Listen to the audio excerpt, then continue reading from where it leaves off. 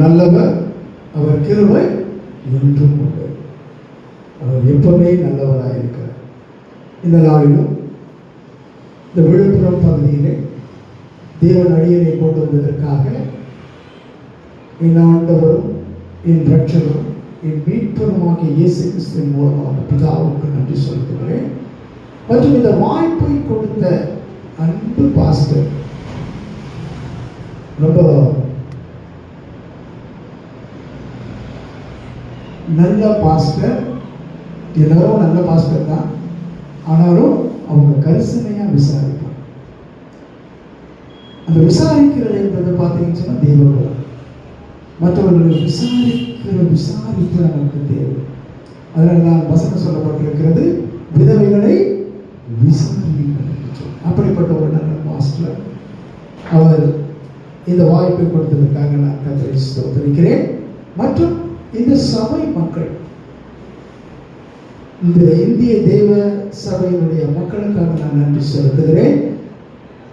கர்த்தர் இந்த நாளிலே எல்லோரையும் ஆசீர்வதிப்பாராக. இந்த நாளிலே நாம் தேவனுடைய வார்த்தையை கேட்கும்படியாக இங்கே கூடியிருக்கிறோம். தேவனுடைய வார்த்தை அதிகாரத்தோடு வருகிறது. இந்த நாளிலும் இந்த வார்த்தையை தியானிக்கும்படியாக கர்த்தர் நமக்கு கொடுத்த வாய்ப்புக்காய் கர்த்தரை நாம் நன்றி செலுத்துகிறோம். ஸ்தோத்திரிக்கிறோம் ஆண்டவரே, உம்மை துதிக்கிறோம், உம்மை ஆராதிக்கிறோம், உமக்கு நன்றி செலுத்துகிறோம். நீர் நல்லவர், நீர் மகிமைக்கு பாத்திரர் ஆண்டவரே. இந்த நாளிலும் ஆண்டவரே ஆராதனையை அங்கீகரித்து ஆசீர்வதித்து இந்த ஆராதனை வேளையிலே தேவனை மகிமைப்பட்டபடினால் நம்ம நன்றியோடு துதிக்கிறோம், ஸ்தோத்திரிக்கிறோம். மற்றும் இந்த வேத வசனங்களை நாங்கள் தியானிக்கும் பொழுது நீங்கள் எங்களோடு கூட பேசுவீர்கள் ஆண்டவரே. வந்திருக்கிற பிள்ளைகளோடு கூட, வந்திருக்கிற பெரியவர்களோடு கூட நீங்கள் இடைப்படும்படியாக கருத்தில் போட்டு செபிக்கிறோம் ஆண்டவரே. நீர் யார் என்பதை இந்த நாளிலே இன்னும் அதிகமாக அறிந்து கொள்ள நீர் அவருடைய மனக்கண்களை திறக்கும்படியாக உங்களுடைய கரத்தில் ஒன்று கொடுத்து செபிக்கிறோம். தேவன் தாமை பொறுப்பெடுத்துக் கொள்ளுங்க, ஆசீர்வதிங்க, வழி நடத்துங்க. இயேசு கிறிஸ்துவின் மூலம் ஜெபிக்கிறோம் எங்கள் நல்ல பிதாவே, ஆமென். நீங்க இந்த நாளில் பார்த்தீங்கன்னு சொன்னா பிரியமானவர்களே, இன்றைக்கு நம்ம பார்க்க இருக்கிறது என்னன்னு பார்த்தீங்கன்னு சொன்னா ரட்சிப்பின் சுவிசேஷம். இந்த ரட்சிப்பின் சுவிசேஷம் என்பது என்ன? இந்த ரட்சிப்பின் சுவிசேஷத்தை நாம் என்ன செய்ய வேண்டும் என்பதை குறித்து நாம் பார்க்க இருக்கின்றோம். இதை பார்த்தீங்கன்னு சொன்னா இதை அழகாக செட்டப் பண்ணியிருக்கிறார் தாவீது. தாவீது எப்படி பண்ணியிருக்கிறார் பார்த்தீங்கன்னு சொன்னா இதை அழகாக செட்டப் பண்ணியிருக்கிறார். முதலாவதாக என்ன, அதன் பிறகு என்ன, அதன் பிறகு என்ன என்பதை குறித்து இந்த ரட்சிப்பின் சுவிசேஷத்தை குறித்து ரொம்ப அழகாக சொல்லியிருக்கிறார். அது அந்த முதலாவது ஏற்படுத்துகிறார். பார்த்தீங்கன்னு சொன்னா பிரியமானவர்களே, முதலாவது வசனத்தை நாம் வாசிப்போம். 1 நாளாகமம் 16:23 நாம் வாசிப்போம். பூமியின் சகல குடிகளே கர்த்தரை பாடி நாளுக்கு நாள் அவருடைய ரட்சிப்பை சுவிசேஷமாய் அறிவியுங்கள். Sing unto the Lord, all the earth, shew forth from day to day is salvation. From the day to day is salvation. இந்த salvation என்பது என்ன? அதை குறித்து நான் பார்க்க இருக்கிற பார்த்தீங்கன்னா 1 நாளாகமம் 1வது அதிகாரத்திலிருந்து நான் வாசிப்போம் என்று சொன்னால் 1லிருந்து ஒரு 7 வசனங்கள் வரைக்கும் வாசிப்போமே. 1 நாளாகமம் 16வது அதிகாரம் 1வது வசனத்திலிருந்து நான் வாசிக்கிறேன். அவர்கள் தேவனுடைய பெட்டியை உள்ளே கொண்டு வந்த போது தாவீது அதற்கு போட்ட கூடாரத்தின் நடுவிலே அவர்கள் அதை வைத்து தேவனுடைய சந்நிதியில் சர்வாங்க தகன பலிகளையும் சமாதான பலிகளையும் செலுத்தினார்கள்.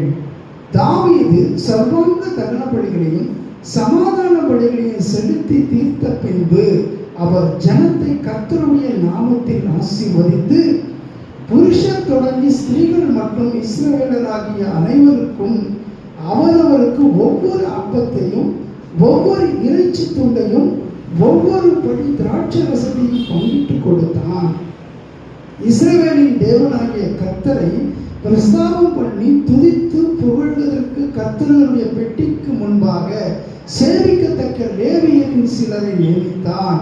அவர்கள் ஆசாப் தலைவனும் சகரியா அவனுக்கு இரண்டாவதுமாய் இருந்து ஏயேல், செமரிமோத், எகியேல், எத்தியா, எலியா, பெனாயா, ஓபத் ஏதோம், ஏயேல் என்பவர்கள் தம்பூர் சிரமண்டலம் என்னும் கீத வாத்தியங்களை வாசிக்கவும் ஆசாப் கைத்தாளங்களை கொட்டவும்.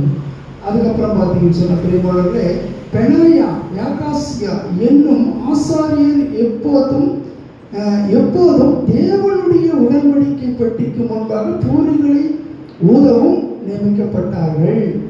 அப்படியே ஆரம்பித்த நாளிலே, எப்படியே ஆரம்பித்த நாளிலே, இந்த நாளிலும் பிரியமானவர்களே நம்ம ஆலயத்திற்கு வந்திருக்கிறோம். இங்க உடன்படிக்கை பெட்டி இருக்கிறது. என்ன இருக்கிறது?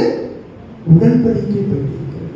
நீங்க இந்த ஸ்கிரீன்ல பாத்தீங்கன்னு சொன்னா உடன்படிக்கை பெட்டி, அந்த பெட்டிக்குள்ளே இருக்கிறது என்ன என்பது பார்த்தீங்கன்னு சொன்னா வார்த்தை, ஆரோனுடைய துடித்த பொருள். நீங்க பார்த்தீங்கன்னு சொன்ன பிரியமானவர்களே, இதை பாருங்க என்ன சொல்லப்பட்டிருக்கு பாருங்க. 7வது வசனத்துல பார்த்தீங்கன்னு சொன்னா, அப்படி ஆரம்பித்த அந்த நாளிலே கர்த்தருக்கு துதியாக பாடும்படி தாவீது ஆசாபினிடத்திலும் அவன் யார்கிட்ட கொடுத்திருக்கிற சங்கீதம்? சகோதரனிடம் கொடுத்த சங்கீதமாவது தாவீது கொடுக்கிறாருங்க. யார்கிட்ட கொடுக்கிறாரு? ஆசாப்பினிடம். நீங்க ஆசாப்பின் சங்கீதம் சொல்லி சங்கீத புத்தகத்துல வாசிக்கிறீங்களா? ஆசாப்பின் சங்கீதம் எத்தனை சங்கீதம் இருக்குது? ஆசாப்பின் சங்கீதம் தெரியுமா? ஆசாப்பின் சங்கீதம் 10 சங்கீதம் இருக்கு.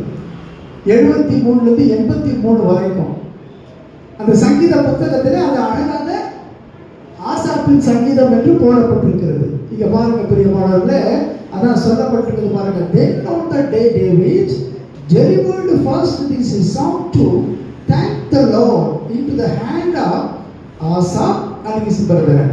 நீங்க பாத்தீங்கன்னு சொன்ன பிரியமானவர்களே, இந்த இடத்துல அவர் சங்கீதத்தை கொடுக்கிறார், கொடுத்து பாட வைக்கிறார். யார் சங்கீதத்தை கொடுத்து பாட வைக்கிறது? தாவீது. இந்த ஆசாப்பின் சங்கீதம் நீங்க சங்கீத புத்தகத்துல வாசித்து கொண்டு வரும் பொழுது சாலமோன் சங்கீதம் இருக்கும், ஆசாப்பின் சங்கீதம் இருக்கும், தாவீதின் சங்கீதம் இருக்கும். இந்த ஆசாப்பின் சங்கீதத்தை தாவீது ஆசாப்பின் இடத்திலும் அவருடைய சகோதரத்தில் எப்படி செட்டப் எப்படி இருக்கு பாருங்க. முதலாவது அந்த ஆசாரிப்பு கூடாரத்துக்குள்ள என்ன வச்சிருக்கிறாரு? உடன்படிக்கை பெட்டி, ஆர்க் ஆஃப் கவர்னன்ட். உடன்படிக்கை பெட்டி, ஆர்க் ஆஃப் கவர்னன்ட், உடன்படிக்கை பெட்டி அங்க என்ன வச்சிருக்கிறாரு? அந்த கூடாரத்துக்குள்ள வச்சிருக்கிறார். முதலாவது அந்த உடன்படிக்கை பெட்டியை எப்படியெல்லாம் அவர் லைன் அப் பண்றாரு பாருங்க. எப்படி பண்றாரு? அதற்கேற்ற ஆசாரியர்களை நியமிக்கிறாரு, பாடகர்களை நியமிக்கிறாரு.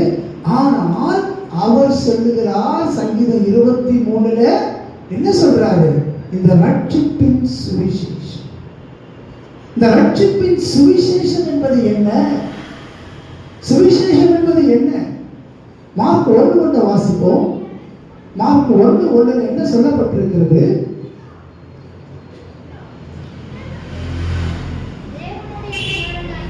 தேவனுடைய குமாரனாகிய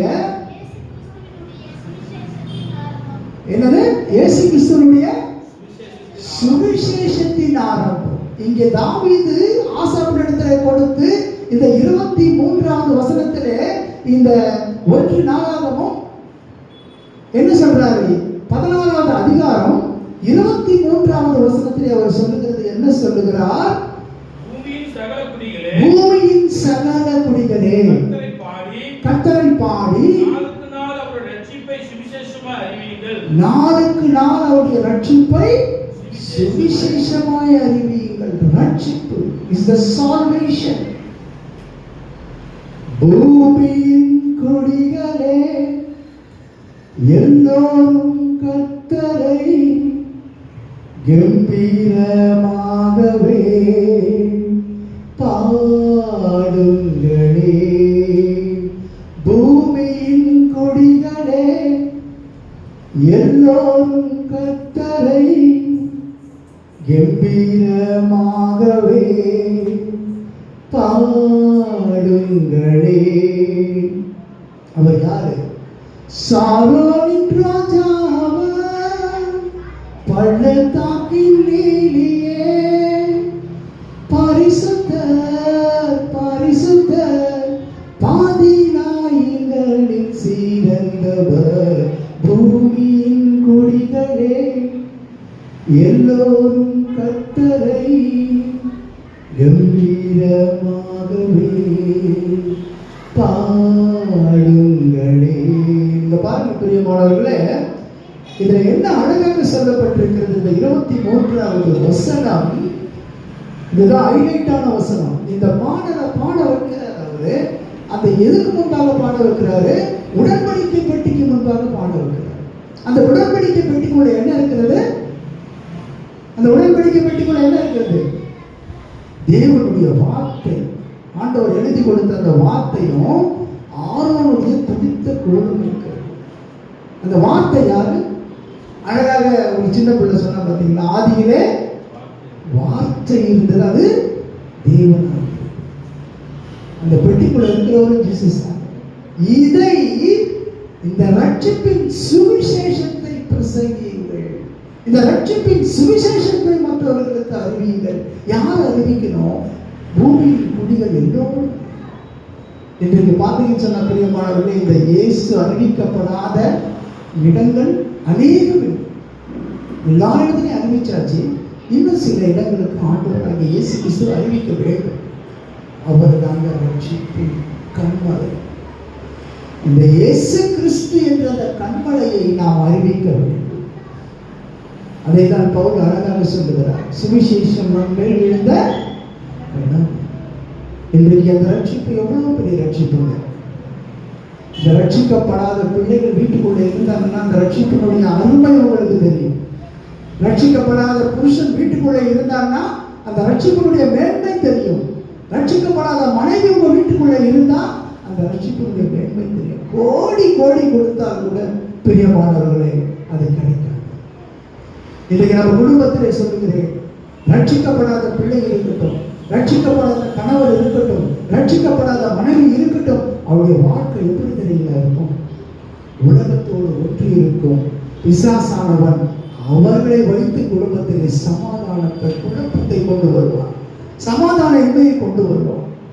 பிரியமானவர்களே, இந்த ரட்சிப்பின் சுவிசேஷத்தை நாம் அறிவிக்காமல் இருந்தால் நமக்கு என்னது? ஐயோ, நிறைய வசனங்கள் இருக்கிறது, நிறைய வசனங்கள் இருக்கிறது. இந்த ரட்சிப்பை குறித்ததான வசனங்கள் நிறைய. பாருங்க, இந்த ரட்சிப்பு என்பது என்னை குறித்து சொல்லப்பட்டிருக்கிறது பார்த்தீங்கன்னு சொன்னா, லூக்கா 1:73 வாசிப்போம்.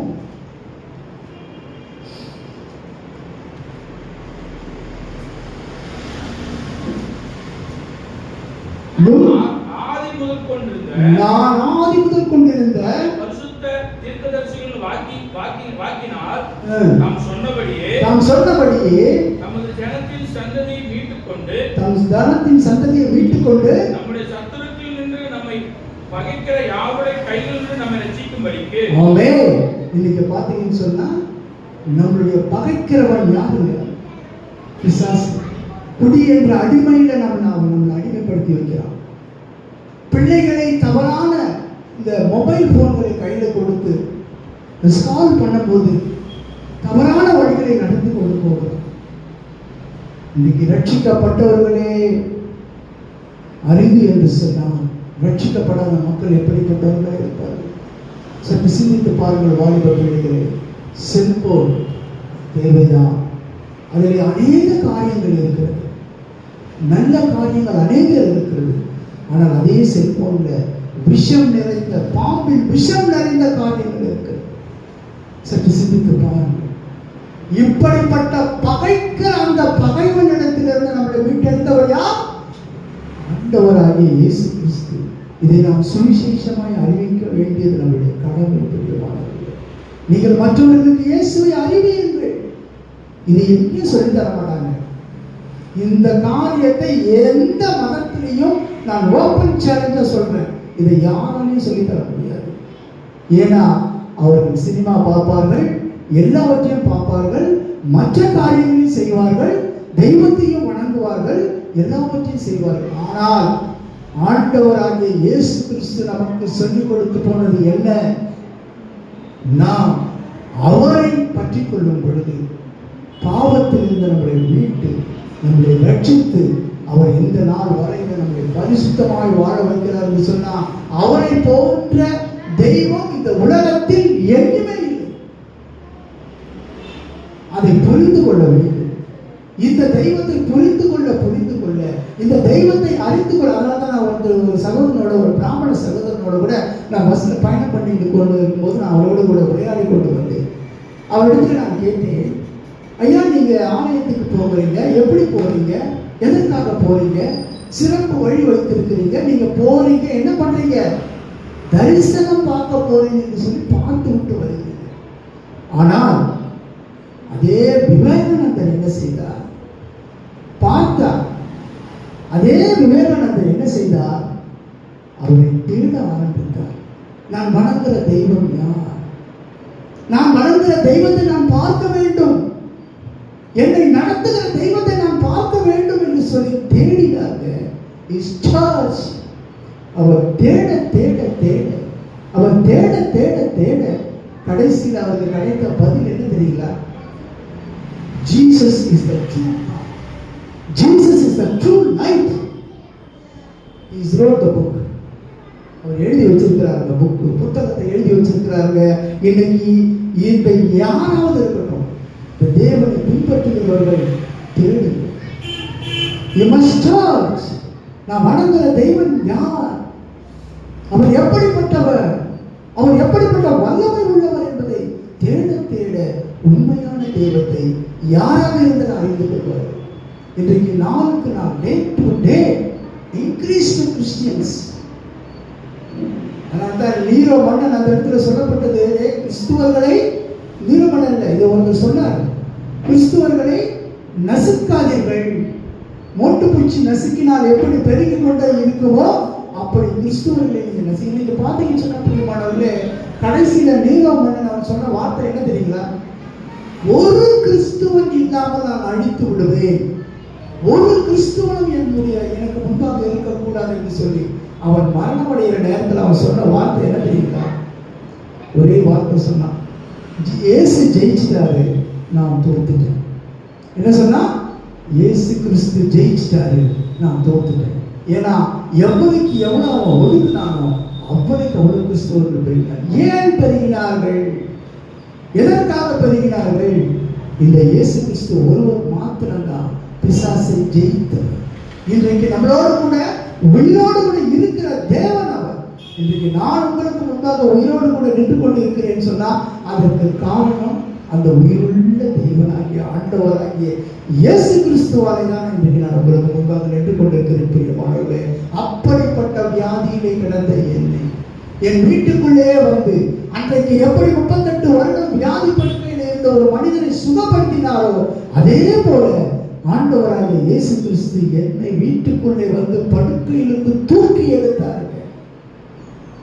நான் எப்படிங்க அவர் இல்லைன்னு சொல்ல முடியும்? நான் எப்படிங்க அவர் உயிரோடு இல்லைன்னு சொல்ல முடியும்?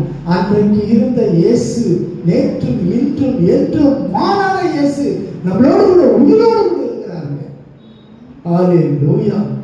இந்த தெய்வத்தை நாம், இந்த ரட்சிப்பின் சுவிசேஷத்தை சொல்லாமல் இருந்தால் நமக்கு என்னது? ஐயோ பிரியமானவர்களே, நீங்கள் பெற்ற சந்தோஷத்தை மற்றவர்களுக்கு சொல்லுங்கள். அந்த பிராமண சகோதரர் கடைசியில் சொன்ன வார்த்தை சரிதான் தெரியும். நான் சொன்னேன், ஐயா நமக்கு தேவையானது என்ன? உண்ண உணவு, உடுத்த உடை, இருக்க இடம், ஒரு 4 பேர் இருக்குன்னு சொன்னால் அதில் காரில் போகலாம், ஒரு குடும்பமாக காரில் போகலாம். ஆனால் இன்றைக்கு எத்தனை பேர் இந்த கோல்டை, இந்த கருப்பு பணத்தை மறைப்பதற்காக கோல்டுகளை அதிக விலைக்கு கொடுத்து கொடுத்து கொடுத்து வாங்க வாங்க எத்தனை பிள்ளைகள், பெண் பிள்ளைகளுக்கு திருமணமாக இருக்கு தெரியுங்களா? இன்னைக்கு 10 சவரம் போடணும்னா 10 லட்சங்க. ஆனால் தேவன் நம்மளை அப்படி ஆசீர்வதிக்கவில்லை, எல்லாவற்றையும் ஆசீர்வதித்தார். இந்த உலகத்தில் இருக்கிற அந்த அதிபதி என்று சொல்லப்பட்டிருக்கிற பிசாசானவர் வஞ்சித்து என்ன செய்து விட்டார்? எல்லாவற்றையும் அபகரித்து விட்டார். நல்ல பிள்ளைகளுக்கெல்லாம் இன்றைக்கு வாழ்க்கை இல்லாமல் கஷ்டப்பட்டு கொண்டிருக்கிறார். எத்தனை பெண் பிள்ளைகளுக்கு திருமணமாக கஷ்டப்பட்டு கொண்டிருக்கிறார்கள் தெரியுமா?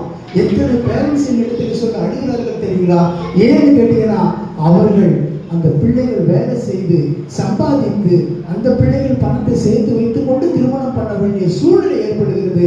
அந்த பிள்ளைகளுக்கு 32 வயது 33 வயதாகி விடுகிறது. ஏனென்று சொன்னால், இன்னைக்கு கோல்டு விலை என்னன்னு பார்த்தீங்கன்னா 1 லட்சம் ரூபாயை நோக்கி போய் கொண்டிருக்கிறது. பிரியமானவர்களே, இதற்காகத்தான் இந்த ரட்சிப்பின் சுவிசேஷத்தை நீங்கள் அறிவிக்க வேண்டும். இதைதான் தாவீது அழகாக சொல்கிறார். தெரிந்தோ தெரியாமலோ, அவருக்கே புரியாமலே இந்த ஆண்டவராகிய இயேசு கிறிஸ்துவை தீர்க்கதரிசனமாக பாடல்களாக எழுதி வைத்திருக்கிறார். அதுதான் இந்த 23வது 1 நாளாகமம் 16:23 அழகாக சொல்லப்பட்டிருக்கிறது. ரட்சிப்பின் சுவிசேஷத்தை அவர் பாடலாக சொல்லி வைத்திருக்கிறார். ஹல்லேலூயா. நீங்க பாத்தீங்கன்னா ஏசாயா 52:10 வாசிப்போம்.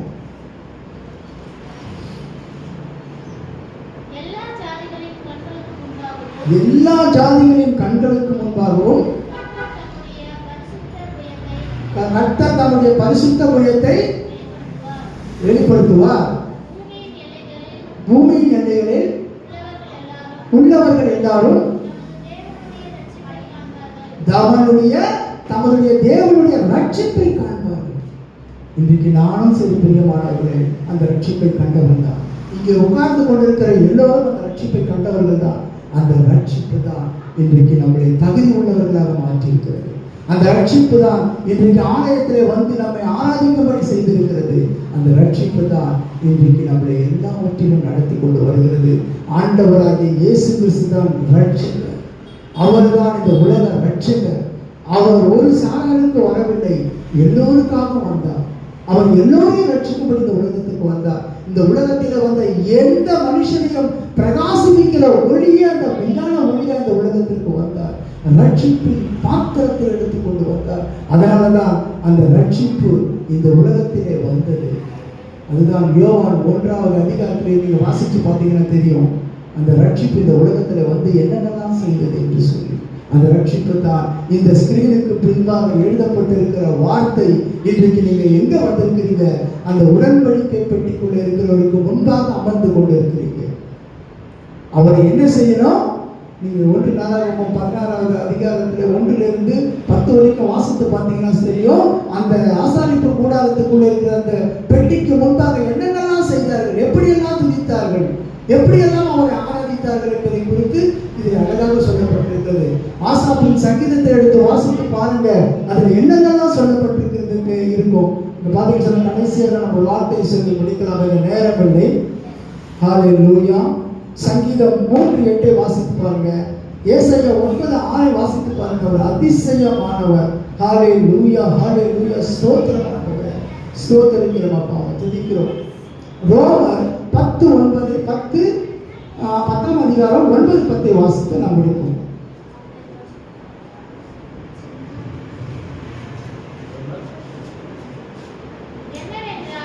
என்னவென்றால் வாசிமா 9:10 10வது அதிகாரம் 9-10. என்னவென்றால் கர்த்தராகிய இயேசுவை உன் வாயினால் அறிக்கையிட்டு தேவன் அவரை மரித்தோரிலிருந்து எழுப்பினார் என்று உன் இருதயத்திலே விசுவாசித்தால் ரட்சிக்கப்படுவாய். நீதி உண்டாக இருதயத்திலே விசுவாசிக்கப்படும், ரட்சிப்பு உண்டாக. ஆமென். இந்த நாளிலும் பெரியமானவர்களே, இந்த வசனத்தை உங்கள் உள்ளத்துக்குள்ள வைத்துக் கொள்ளுங்கள். நீங்க பார்க்கிற ஒரு இடத்திலே ஆண்டவராகிய இயேசு கிறிஸ்துவை குறித்து சொல்லுங்கள், அவருடைய நாமத்தை குறித்து சொல்லுங்கள். அவர் எதற்காக இந்த உலகத்திற்கு வந்தார், ஏன் இந்த உலகத்திற்கு வந்தார், ஏன் அவர் அடிக்கப்பட்டார், ஏன் ரத்தம் சிந்தினார், ஏன் உயிர்த்தெழுந்து சதாகாலம் என்று நம்மளோடு கூட இருக்கிறார் என்பதை அவர்கள் வாயினாலே அறிக்கையிடவில்லை. நீங்கள் வாயினாலே அவர்களை அறிக்கையிட செய்யும் பொழுது, அவருடைய நாமத்தை வாயினாலே அறிக்கையிட செய்யும் பொழுது அவர்கள் ரட்சிக்கப்படுவார். இந்த உலகத்திலே வந்த எந்த மனுஷனும், அவர் ஒரு குடிகாரன் அப்படிதான் பஸ்ல வரும்போது என்னிடத்துல வந்து பேசும்பொழுது அவன் வந்து என்னென்னத்தையும் பேசி கொண்டிருந்தான். அப்ப நான் சொல்லும் பொழுது அவன் இடத்துல சொன்ன வார்த்தை, உண்டா போல அநேக குடிக்காரர்கள் மாறி இருக்கிறார்கள் தம்பி, உன் வாழ்க்கையில் மாற்ற ஒருவராக கூடும் என்று சொல்லி அவர் இடத்துல பேசும் பொழுது அந்த சகோதரன் இடத்துல சொன்ன வார்த்தை என்ன தெரியுங்களா? நான் இயேசு கிறிஸ்துவை நேரடியாக கண்டேன் என்று சொன்னான். அவன் பொய் சொல்றானா உண்மை சொல்றான்னு சொல்ல. அப்ப அவனுக்கு இடத்துல சொன்ன வார்த்தை என்ன தெரியுங்களா? உன் இருதய வாசல் அண்டையிலே நின்று கொண்டிருக்கு உன்னை தட்டுகிறார். உன் பாவத்தை மன்னிக்க, உன்னை ரட்சிக்க, உன் குடும்பத்தை காப்பாற்ற, உன் பிள்ளைகளை ஆசீர்வதிக்க உன்னுடைய வாசல் அருகே வந்திருக்கிறார். இயேசு கிறிஸ்து எங்க வந்திருக்கிறார்? வாசல் அருகே வந்திருக்கிறார். உன்னுடைய இருதய வாசல் அருகே வந்திருக்கிறார். இன்றைக்கு நீ ஒப்பு கொடுப்பாயானால், இன்றைக்கு ஆண்டவராகிய இயேசு கிறிஸ்துவுக்கு தங்களை ஒப்பு கொடுப்பீர்களானால், நீங்கள் எப்படிப்பட்டவர்களாக இருந்தாலும், நான் ஒரு விக்கிர ஆராதனைக்காரன், ஒரு தீவிரவாதி, இந்து தீவிரவாதி, நான் என்னையே அவர் ரட்சித்தார் என்று சொன்னார். எங்கள் குடும்பம் பூசாரி குடும்பம். என் தகப்பனார் பஜனை வாசித்துக் கொண்டு அந்த ரோடிலே நடந்து கொண்டு போவார்கள். அப்படிப்பட்ட ஒரு தீவிரவாத குடும்பத்தில் பிறந்த நான் இன்றைக்கு உங்களுக்கு முன்பாக அந்த ஆண்டவராகிய இயேசு கிறிஸ்துவை சொல்லுகிறேன் என்று சொன்னால் அதற்கு காரணம் என்ன? அந்த ரட்சிப்பின் சுவிசேஷம். எத்தனையோ மக்கள் இருக்கிறாங்க பிரியமானவர்களே, இந்த இருளிலே, அந்தகார இருளிலே, மரண இருளிலே உட்கார்ந்து கொண்டிருக்கிறார்கள் பிரியமானவர்களே. அவர்கள் எல்லாம் மீட்டெடுக்க அந்த ஆண்டவராகிய இயேசு கிறிஸ்துவுக்கு நாம எப்படி இருக்கணும்? அவருடைய சுவிசேஷத்தை அறிவிக்கிறவர்களா இருக்க வேண்டும். இன்றைக்கு சுவிசேஷம் என்றால் என்ன? இன்றைக்கு சுவிசேஷம் என்றால் என்ன? மார்க் 1:1 வாசிங்கள். கடைசியாக இதை சொல்லி முடித்து விடலாம். மார்க் 1:1 என்ன சொல்லப்பட்டிருக்கிறது? சுவிசேஷம் என்றால் என்ன? தேவனுடைய குமாரனாகிய இயேசு கிறிஸ்துவினுடைய சுவிசேஷத்தின் ஆரம்பம். இதாங்க இயேசு கிறிஸ்து தாங்க சுவிசேஷம். அவர் பட்ட பாடுகள், இது எல்லாவற்றையும் மற்றவர்களுக்கு நீங்கள் பகிர்ந்து கொள்வீர்கள் என்று சொன்னால் கர்த்தர் உங்களையும் உங்கள் குடும்பங்களையும் நீங்க இருக்கிற இடத்திலையும் கர்த்தர் பெரிய அற்புதத்தை செய்வது நிச்சயம். ஹல்லேலூயா. பாஸ்டர் ஜெபிக்க முடியுமா?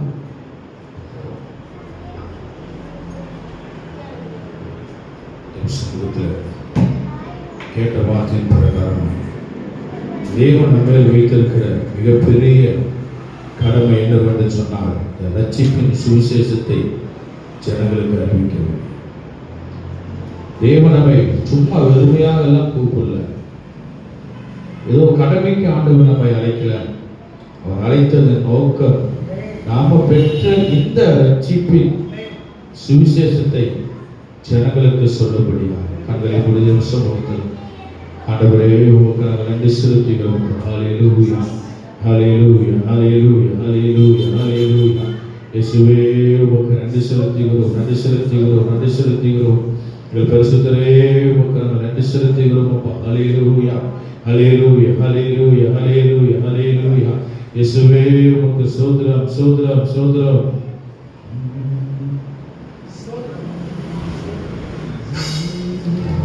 கர்த்தரே உமக்கு நன்றி ஆண்டவரே. Thank you Jesus. பொன்னான இயேசுவே, புண்ணியங்கள் இயேசுவே, தொட்டு செல்வோம் உலகம் எங்கும் அவருடைய வழியை கூறுவோம். பொன்னான இயேசுவே, புண்ணியங்கள் இயேசுவே, தொட்டு செல்வோம் உலகம் எங்கும் அவருடைய வழியை கூறுவோம். அவரின் நாளும் நம்மோடு இருப்பதினால் அலைகள் புயல்கள் நம்மை அசைப்பதில்லை. அவரின் நாளும் நம்மோடு இருப்பதினால் அலைகள் புயல்கள் நம்மை அசைப்பதில்லை. அஞ்சாமல் செல்வோம் வஞ்சகனை வெல்வோம் அஞ்சாமல் செல்வோம் வஞ்சகனை வெல்வோம் அரணான கோட்டைகளை பிடித்திடுவோம் நாம் அரணான கோட்டைகளை பிடித்திடுவோம் பொன்னான இயேசுவை புண்ணியுள்ள நேசரை கொண்டு செல்வோம் ஓரோமைக்கு அவருடைய வழி என்னை கூறுவோம் பொன்னான இயேசுவை புண்ணியுள்ள நேசரை கொண்டு செல்வோம் ஓரோமைக்கு அவருடைய வழி என்னை கூறுவோம் காலமும் கடலையும் காத்திருக்காது இந்த காலத்திலே உலகை கலக்கிடுவோம் காலமும் கடலையும் காத்திருக்காது இந்த காலத்திலே உலகை கலக்கிடுவோம் கல்லான நினைத்தோம் கரைத்திட செய்யோம் கல்லான நினைத்தோம் கரைத்திட செய்யோம் கனிவான கட்டப்பணி செய்திடுவோம் நாம் கனிவான கட்டப்பணி செய்திடுவோம் பொன்னான இயேசுவை புண்ணியுள்ள நேசரை கொண்டு செல்வோம் உலகமெங்கும் அவருடைய வழி என்னை கூறுவோம் ஆமென் ஆமென் பொன்னான ஆண்டவரே நீங்க கொடுத்த இந்த ரட்சிப்பின் சுவிசேஷத்தை ஆண்டவரே நாங்கள் எல்லா ஜனங்களுக்கும் அறிவிக்கத்தக்கதாக அப்பா ஒரு கிருபை எங்கள் மேல் ஊற்றுங்க ஆண்டவரே ஒரு அபிஷேகத்தை எங்கள் மேல் ஊற்றுங்க ஆண்டவரே உங்க மகிமையின் அபிஷேகம் எங்கள் மேல் ஊற்றுங்கப்பா ஒரு ராபாராதா சங்கராதா தீமானதுரவன சங்கரேவலத்துரவன கிரணாத்துரவன வேதரகலாங்கன இந்த ரட்சிப்பின் சுவிசேஷத்தை இயேசு கிறிஸ்துவின் ரட்சிப்பின் சுவிசேஷத்தை தகப்பனே தேசங்களுக்கு ஜனங்களுக்கு அறிவிக்கத்தக்கதான அபிஷேகத்தை எங்கள் மேல் ஊற்றுங்க ஆண்டவரே ஒரு பாரத்தை எங்களுக்கு கொடுங்க ஆண்டவரே ஹalleluya ரபரகரபரகர ரிமனதுரவன சங்கரவரகர ரிகமனஹதரவன சங்கரவரகர ஹalleluya ஹalleluya ஹalleluya ஹalleluya இயேசுவே உமக்கு நன்றி நன்றி நன்றி ஆவியானவரே நன்றி அப்பா நன்றி அப்பா நன்றி அப்பா ரிகனதுரவன சங்கரவரகர ஹalleluya அன்புதேவனே ரட்சிப்பின் சுவிசேஷத்தை ஜனங்களுக்கு அறிவிக்கும்படியாக கர்த்தர் நம்மை தெரிந்து கொண்டிருக்கிறார். நான் பெற்ற இந்த ரட்சிப்பு என் பக்கத்து வீட்டில் இருக்கிற ஜனங்களுக்கும் கொடுக்கணும். என் பக்கத்து வீட்டில் இருக்கிற அந்த ஜனங்கள் அறிந்து கொள்ள வேண்டும் என்கிற அந்த விசுவாசம், அந்த நம்பிக்கை, அந்த உற்சாகம் உங்களுக்குள் இருக்கும் என்று சொன்னார். ஆவியானவர் சொல்லுகிறார், நான் உங்களை எடுத்து தேசத்துக்கு நான் பயன்படுத்துவேன், தேசங்களுக்கு உங்களை கொண்டு போய் என் ரட்சிப்பின் சுவிசேஷத்தை அறிவிக்கத்தக்கதான ஜனங்களாய் நான் உங்களை மாற்றுவேன் என்று சொல்லி கர்த்தர் சொல்லுகிறார். தேசத்தில் ஒப்பு கொடுக்கும் ஆண்டவரே, ரட்சிப்பின் சுவிசேஷத்தை நாங்கள் அறிவிக்க கர்த்தர் கிருபை செய்யும் என்று சொல்லி வானத்திற்கு பூமிக்கும் சகல அதிகாரம் படித்த நல்ல பிதாவே, இந்த பரிசுத்த ஆராதனை இந்த காலை வேளையில எங்களோடு ஈடுபட்ட தேவன் நல்ல ஒரு வார்த்தை எங்களுக்கு தந்தீங்கப்பா. ரட்சிப்பின் சுவிசேஷத்தை அறிவிக்கத்தக்கதான ஆண்டவரே ஸ்தோத்திரம். தகப்பனே, இந்த வார்த்தைகள் எங்களுக்கு பிரயோஜனமாய் இருந்து அப்பா அந்த வார்த்தையின் பிரகாரமாய் நாங்கள் ஜனங்களுக்கு ரட்சிப்பை சொல்ல கர்த்தர் எங்களை எடுத்து பயன்படுத்துங்க என்று சொல்லி எங்களை ஒப்புக் கொடுக்கிறோம். இந்த நாளிலே ஆராதனையில கடந்து வந்திருக்கிற ஒவ்வொரு தெய்வ பிள்ளைகளையும் கர்த்தர் ஆசீர்வதிங்க. கொடுத்த வாக்குத்தத்தங்கள் நிறைவேறுகிற வரைக்கும் ஆண்டவரே, நீ பிள்ளைகளை ஒருபோதும் மறப்பதில்லை. நாங்கள் மறக்காமல் ஆண்டவரே, நீர் எங்களை மறக்காமல் எங்களை மட்டும் நடத்தினவர். ரட்சிப்பின் சுவிசேஷத்தை ஜனங்களுக்கு அறிவிக்க கர்த்தர் எங்களுக்கு கிருபை செய்யுங்க என்று சொல்லி நாங்கள் ஜெபிக்கிறோம். அந்த ஒவ்வொரு பிள்ளைகளையும் ஆசீர்வதிங்க, குடும்பங்களை ஆசீர்வதிங்க. இந்த பிள்ளைகள் மூலம் சபை பெருகட்டும், ஜனங்கள் மூலம் சுவிசேஷம் தேசம் எங்கும் கடந்து போகும்படியாக நாங்கள் ஜெபிக்கிறோம். பிரகத்தில் ஒப்புக் கொடுக்கிறோம். இயேசு நாமத்தில் கேட்கிறோம் நல்ல பிதாவே, ஆமென். என் ஆத்துமாவே கர்த்தரை ஸ்தோத்திரி, என் உள்ளுமே அவருடைய பரிசுத்த நாமத்தை ஸ்தோத்திரி. என் ஆத்துமாவே கர்த்தரை ஸ்தோத்திரி, கர்த்தர் செய்த சகல உபகாரங்கள் மறவாதே. ஆமென். நம்முடைய கர்த்தராகிய இயேசு கிறிஸ்துவின் கிருபையும் பிதாவாகிய தேவனுடைய அன்பும் பரிசுத்த ஆவியானவருடைய அந்யோன்யம் என்றும் என்றும் சதா காலங்களிலும் நம் அனைவரோடும் கூட இருப்பதாக. ஆமென். அல்லேலூயா, அல்லேலூயா, அல்லேலூயா. கர்த்தர் உங்களை ஆசீர்வதிப்பாராக.